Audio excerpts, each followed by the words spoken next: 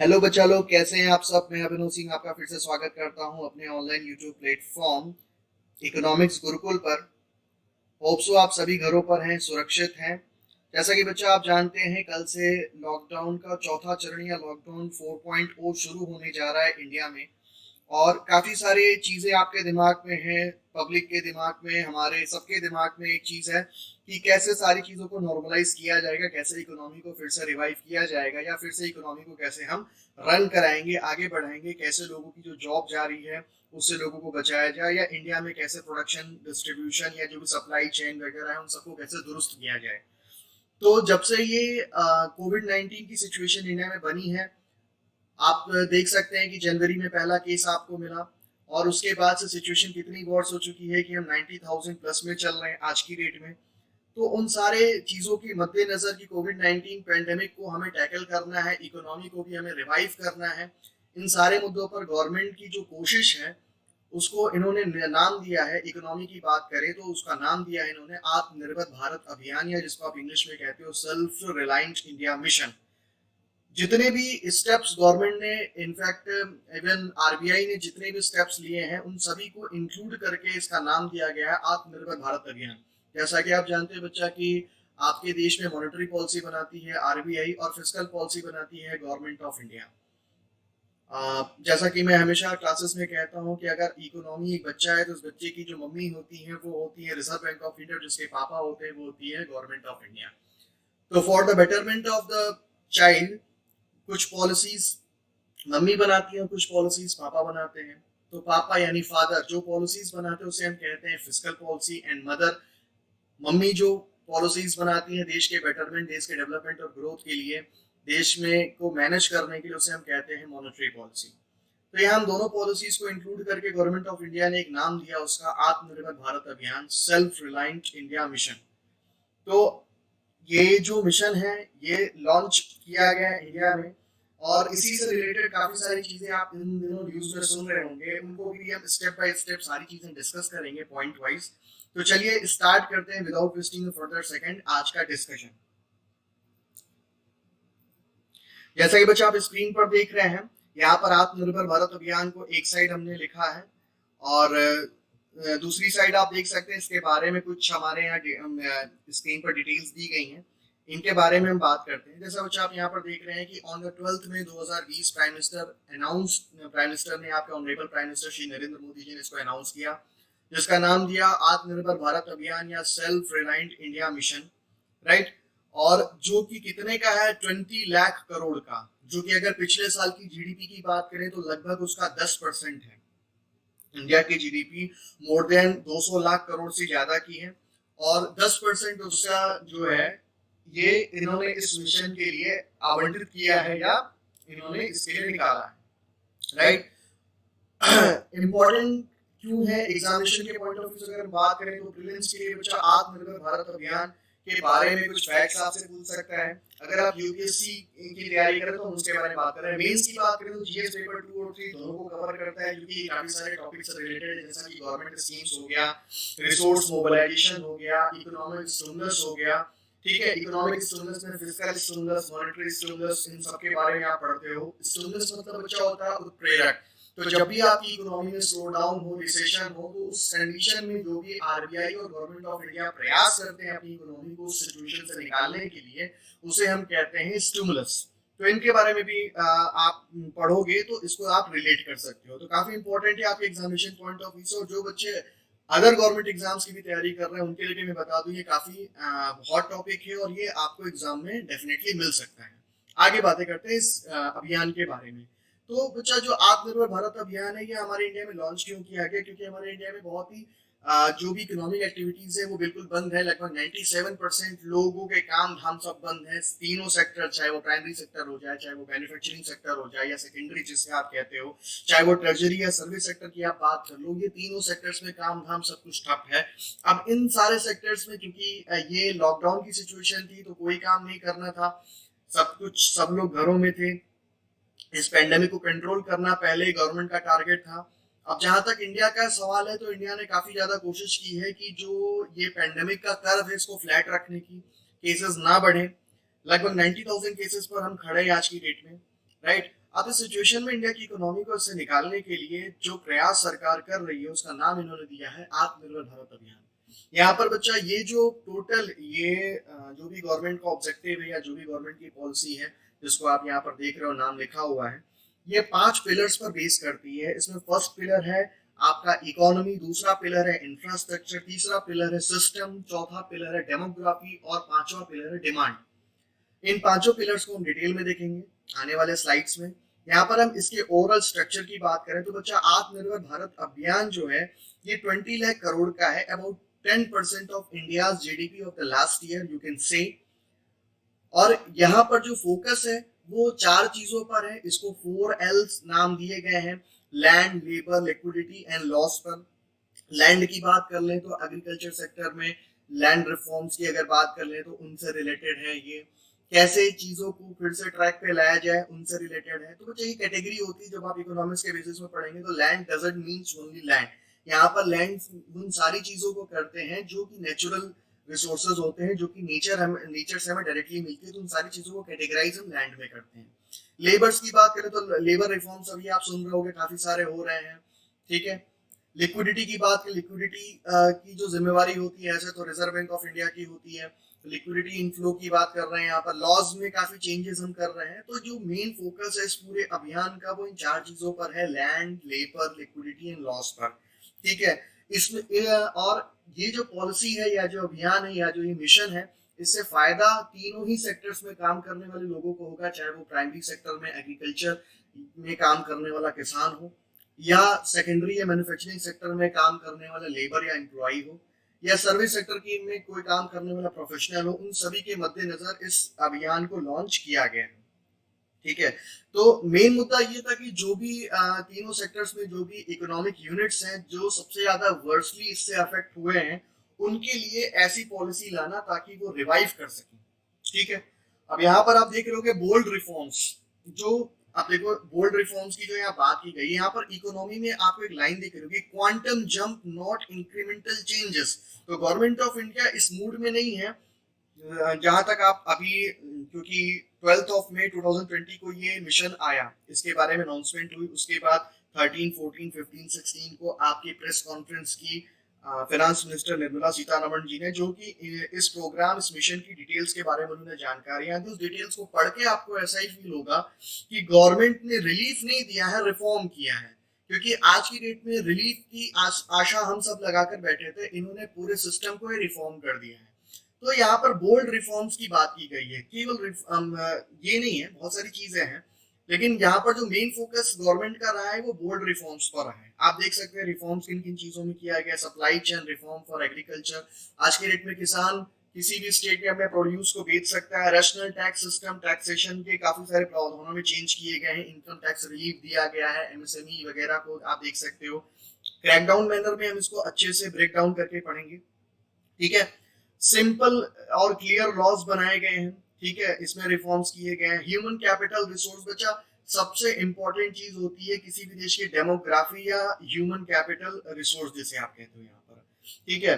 तो इनको किस तरीके से न्यू इंडिया की तरफ, क्योंकि हमारी जो इकोनॉमी इसको मूव हम किस तरफ करें, न्यू इंडिया की तरफ, तो उसमें किस कैसे क्योंकि किसी भी देश की इकोनॉमी में उस देश के रहने वाले लोगों या उसकी लेबर फोर्स का बहुत बड़ा योगदान होता है, तो उनकी प्रोडक्टिविटी को कैसे इंप्रूव किया जाए, उनकी उत्पादकता को कैसे बढ़ाया जाए, इनके बारे में बात हुई है। स्ट्रॉन्ग फाइनेंशियल सिस्टम, जैसे कि आप स्टेटमेंट सुना होगा, आपने मोदी जी का अनाउंसमेंट सुना होगा, उसमें उन्होंने जैम ट्रिनिटी की बात की थी, जनधन, आधार और मोबाइल जिसको आप जैम ट्रिनिटी कहते हैं उसकी बात की गई है। तो फाइनेंशियल सिस्टम को भी काफी सारा इसमें इंप्रूवमेंट करने की कोशिश कर रहे हैं कि सारी चीजों को ऑनलाइन किया जाए, सबका डेटाबेस बनाया जाए, सबके अकाउंट्स खोले जाए, इन सब पर गवर्नमेंट का फोकस है। इसको और ज्यादा कॉम्प्रिहेंसिव करने के मूड में है गवर्नमेंट ऑफ इंडिया। तो यहाँ पर रिलीफ की जगह इन्होंने देश को रिफॉर्म्स दिए हैं, और इम्पोर्टेंस आप देख ही चुके हो, यहाँ पर प्रीलिम्स के लिए इम्पोर्टेंट है, मेंस के लिए इम्पोर्टेंट है।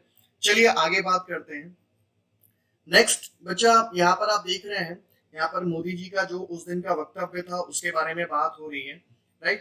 तो मैं देखिए आपको स्टेटमेंट वाइज नहीं पढ़ा रहा हूँ, मैं सिर्फ आपके दिमाग में माइंड मैप बनाने की कोशिश कर रहा हूँ कि गवर्नमेंट ऑफ इंडिया क्या करना चाह रही है, what government of India has decided for India, Indian economy you can say. तो यहाँ पर क्या है कि what does it really mean in a simple sense. किसी भी चीज को बच्चा आसान तरीके से आप पढ़ोगे तो वो चीज आपके दिमाग में ज्यादा देर तक रहती है। तो बिल्कुल इसको पेपर वगैरह में, क्योंकि इस समय ये हॉट टॉपिक है, तो हर जगह हर न्यूज़पेपर में, चाहे वो इंग्लिश न्यूज़पेपर हो चाहे वो हिंदी न्यूज़पेपर हो, आपको हर जगह ये मिल रहा होगा। लेकिन प्रॉब्लम क्या होती है कि समझने में होती है। तो इसको समझते हैं क्या है। तो जैसा कि इमरजेंसी की सिचुएशन, जो कोविड-19 की सिचुएशन है, जो कि इमरजेंसी सिचुएशन है, पूरे दुनिया में एक रेड अलर्ट जारी है इसको लेकर, उसको हमारे हिंदुस्तान में एक अपॉर्चुनिटी की तरह देखा जा रहा है इस अभियान के तहत, राइट। तो हमारे देश में इसको एक अपॉर्चुनिटी बनाने की बात चल रही है। इसमें इंडिया को हम सेल्फ रिलायंट बनाना चाहते हैं। आत्मनिर्भर भारत अभियान को इन सिंपल सेंस अगर आप कहो तो ये क्या है, आत्मनिर्भर बनाना, यानी सेल्फ रिलायंट बनाना, यानी वोकल अबाउट लोकल की बात की प्रधानमंत्री नरेंद्र मोदी जी ने। इनका कहना है स्वदेशी अपनाओ, एक तरीके से स्वदेशी आंदोलन, जैसा कि हिंदुस्तान में इसी तरीके का ये एक आंदोलन हिंदुस्तान में छेड़ दिया गया, जिसमें स्वदेशी अपनाओ की ये टोटली बात हो रही है, ठीक है। ऐसे बहुत सारे आंदोलन हिंदुस्तान में हुए। तो आप एक तरीके से देख सकते हो इंडस्ट्रियल रेवोल्यूशन 4.0 है ये इंडिया के लिए अगर बात करें तो, क्योंकि पूरा चेंज हो रहा है यहाँ पर, रिफॉर्म्स की बात हो रही है यहाँ पर। तो इमरजेंसी की सिचुएशन को इन्होंने मौका, अपॉर्चुनिटी, अवसर बना लिया, ठीक है। और यहाँ पर गवर्नमेंट क्या कर रही है, promoting local products and import substitution, ठीक है। आयात प्रतिस्थापन या इंपोर्ट सब्स्टिट्यूशन, मतलब कि इंपोर्ट जो चीज करते हैं उसके सब्स्टिट्यूट प्रोडक्ट्स आप खोजो, कि आपको वो बाहर से ना मंगाना पड़े, अपने देश में ही प्रोड्यूस कर लो, और जो आप प्रोड्यूस करो वो इस क्वालिटी का हो कि उसको आप एक्सपोर्ट भी कर सको। यानी आपको क्या करना है, आपके देश में क्या होने जा रहा है कि निर्यात को बढ़ावा मिलेगा और आयात को हम कम करेंगे अपने देश में, ताकि लोकल प्रोडक्ट्स जो है पूरे दुनिया में, इंडिया की बात नहीं, पूरे दुनिया में डोमिनेट कर सके, और इंडियन इकोनॉमी एक फ्लरिश इकोनॉमी, एक सुपर पावर, एक आप कह सकते हो इकोनॉमिक सुपर पावर के तौर पर निकल सके, just like China, just like USA, just like Germany, France etcetera, ठीक है। अब ये होगा कैसे, बाई इंप्रूविंग, यहाँ देखिए एक लाइन लिखी है, by improving safety compliances and quality goods to gain global market share, ठीक है। हमें दो चीजों पर फोकस करना है, सेफ्टी कॉम्प्लियंसेस को हमें फोकस करना है और क्वालिटी गुड्स को, ठीक है। सेफ्टी कॉम्प्लियंसेस और क्वालिटी गुड्स को हमें फोकस करना है, और इस तरीके से ये चीज हो सकती है, ठीक है। तो जहां तक रही बच्चा इस अभियान की बात, तो एक तरीके से हम मेक इन इंडिया, जो एक गवर्नमेंट इनिशिएटिव था 2014-15 में, ठीक है, आप इसके बारे में सुन रहे थे, काफी सारे न्यूज़ेस आई थी। तो इसका मेन ऑब्जेक्टिव क्या था कि बाहर की जो कंपनियां या हमारे देश की जो स्वदेशी कंपनियां हैं वो देश में इन्वेस्टमेंट को बढ़ावा दें, इन देश में ही हर चीज प्रोड्यूस करें, और इससे क्या होगा कि देश के लोगों को रोजगार मिलेगा और इंडिया की इकोनॉमी ग्रो करेगी। तो एक तरीके से मेक इन इंडिया को ही बूस्ट कर रहे हैं। क्यों? क्योंकि यहाँ पर हम इंकरेज या प्रोत्साहन किसे दे रहे हैं, मैन्युफैक्चरिंग इन इंडिया को। हम यहाँ पर प्रोत्साहित किसको कर रहे हैं, मैन्युफैक्चरिंग इन इंडिया को। तो हमेशा याद रखेंगे vocal about local, vocal about local यहाँ पर लिखा है स्टेटमेंट में, वोकल अबाउट लोकल को यहाँ पर प्रमोट किया गया है, ठीक है। चलिए आगे बातें करते हैं। नेक्स्ट बच्चा, सेल्फ रिलायंट इंडिया मिशन को हमने यहाँ पर ब्रेक डाउन करके समझने की कोशिश की है कि आखिर ये है क्या, और गवर्नमेंट ऑफ इंडिया ये जो मिशन है इसको किस तरीके से उसने सब कुछ इसमें इंक्लूड कर दिया है। फॉर एग्जांपल देखिए बच्चा, गवर्नमेंट जो भी चीजें करती है, जैसे कि टैक्स बेनिफिट देना, आपके अकाउंट में पैसे ट्रांसफर करना, आपको सब्सिडी देना, ये सब फिजिकल पॉलिसी या राजकोषीय नीति के अंतर्गत आता है। और आरबीआई जो भी चीजें, चाहे वो इंटरेस्ट रेट की बात कर लें, चाहे वो पैसे की सप्लाई की बात कर लें, और चीजों की बात करें, आरबीआई जो भी चीजें करती है वो मॉनेटरी पॉलिसी के अंतर्गत आता है, जिसे आप हिंदी में कहते हो मौद्रिक नीति। लेकिन भारत सरकार ने क्या किया है कि इन सारे को इंक्लूड करके आत्मनिर्भर भारत मिशन के तहत ला दिया है, जबकि आरबीआई के प्रयास अलग होते हैं, गवर्नमेंट ऑफ इंडिया के प्रयास अलग होते हैं, ठीक है। टेक्निकली ये होता है, लेकिन देखिए इन्होंने 20 लाख करोड़ की बात की, और 20 लाख करोड़ कैसे कैसे हो रहे हैं वो मैंने बताने की कोशिश की है। यहाँ पर आप देख सकते हैं कि आत्मनिर्भर भारत अभियान के तहत जो फ्रेश पैकेज है ये केवल 12 लाख करोड़ का है। मिशन क्या है, 20 लाख करोड़ का है। इसमें मॉनेटरी स्टिमुलस जो कि RBI, fiscal stimulus government of India, इन दोनों को इंक्लूड करके इन्होंने क्या बना दिया है, आत्मनिर्भर भारत मिशन, जो कि 20 लाख करोड़ का है, जिसमें फ्रेश की अगर बात करें तो 12 लाख करोड़ का ही इंक्लूजन है। इसके पहले जो उन्होंने प्रधानमंत्री गरीब कल्याण योजना जो लाए थे उसमें 1.7 लाख करोड़ वो जोड़ लें, और आरबीआई की जो भी पॉलिसीज है जिससे कि 6 to 7 लाख करोड़ का मॉनेटरी स्टिमुलस यानी लिक्विडिटी जो इंक्रीज की है 6 से 7 लाख करोड़ की, वो भी इसमें इंक्लूड कर दिया गया है और इन सबको इन्होंने जोड़कर बता दिया है 20 लाख करोड़। दूसरे देशों की बात करें तो वहां मॉनेटरी पॉलिसीज या मॉनेटरी स्टिमुलस को इंक्लूड ही नहीं किया गया है, वहां पर सिर्फ फिस्कल स्टिमुलस की बात हुई है। जैसा कि अमेरिका की बात करें, सबसे बड़ा पैकेज किस देश ने दिया है, वो अमेरिका ने दिया है, $2.7 ट्रिलियन। आपके देश की पूरी अर्थव्यवस्था $2.9 ट्रिलियन की है और अमेरिका ने $2.7 ट्रिलियन का पैकेज ही दे दिया, जो कि 13% ऑफ यूएसए की जीडीपी का है, 13%। अगर प्रतिशत के हिसाब से देखें तो सबसे ज्यादा जापान ने दिया है, उन्होंने अपनी जीडीपी का 21.1% दिया है। लेकिन अगर अमाउंट में बात करें तो $1.1 ट्रिलियन उन्होंने इसके लिए आवंटित किए हैं। और अभी वो इस बारे में प्लान कर रहे हैं कि इस स्पेंडिंग को, इस खर्चे को और बढ़ाया जाए ताकि लोगों को इसका फायदा मिल सके। हम यहाँ पर फिस्कल स्टिमुलस की बात कर रहे हैं। फिस्कल स्टिमुलस में अगर इंडिया की बात करें तो 12 और 1 13 13.7 लाख करोड़ समथिंग ये आता है, ठीक है। स्वीडन की बात करें तो उसने 12% ऑफ अपनी जीडीपी का दिया। ऑस्ट्रेलिया की बात करें 10.8% ऑफ अपनी जीडीपी का दिया। जर्मनी की बात करें तो 815 बिलियन यानी 10.7% ऑफ अपनी जीडीपी का दिया है। इंडिया की बात करें तो ये इंडिया की 10% जीडीपी है, जो कि है 20 लाख करोड़। इंडिया की 10% जीडीपी है 20 लाख करोड़ के लगभग, ठीक है। तो यहाँ जो इंडिया गवर्नमेंट ने है, ये इन्होंने मॉनेटरी स्टिमुलस को भी इसमें ऐड कर दिया है, बताने की यही कोशिश कर रहे हैं। बाकी देशों में ऐसा नहीं है। चलिए आगे बातें करते हैं। देखिए बच्चों, मैं गवर्नमेंट को क्रिटिसाइज नहीं कर रहा हूं, हाँ जो फैक्ट है उनको बताने की कोशिश कर रहा हूं ताकि आपको आंसर लिखने में आसानी हो, राइट। 5 पिलर्स की अगर बात करें तो बच्चा 5 पिलर्स की जो बात की गई है, इंडिया की इकोनॉमी को लिया गया है, इंफ्रास्ट्रक्चर को लिया गया है, सिस्टम को लिया गया है, वाइब्रेंट डेमोग्राफी जनांकिकी को लिया गया है, डिमांड को लिया गया है, ठीक है। ये 5 पिलर्स है जिस पर बेस्ड है ये पूरा आपका जो मिशन है आत्मनिर्भर भारत अभियान। तो 5 पिलर्स की हम अगर बात करें तो पहला पिलर क्या है, इकोनॉमी। तो बच्चा इकोनॉमी की जो बात कर रहे हैं इसमें हमें पूरा रिफॉर्म की हमने बात की है, क्वांटम जंप की बात की है, रेदर देन इंक्रीमेंटल चेंजेस, कि जो भी व्यवस्था है उसको बढ़ाना घटाना नहीं हो, उसको पूरा बदलना है। इसके बारे में आत्मनिर्भर भारत अभियान का फोकस है, ये चीज समझाने की कोशिश की गई है, ठीक है। आने वाले जो चैप्टर्स होंगे जिसमें जो कि अभी प्रेस ब्रीफिंग्स आई हैं उनके हिसाब से जो चैप्टर्स मैंने बनाए हैं उसमें आपको विद डिटेल सारी चीजें बताएंगे। यहाँ पर आपके दिमाग की माइंड मैप तैयार कर रहे हैं सो दैट आपको चीजें वो जो आने वाली हैं वो समझ में आए। दूसरा क्या है, इंफ्रास्ट्रक्चर।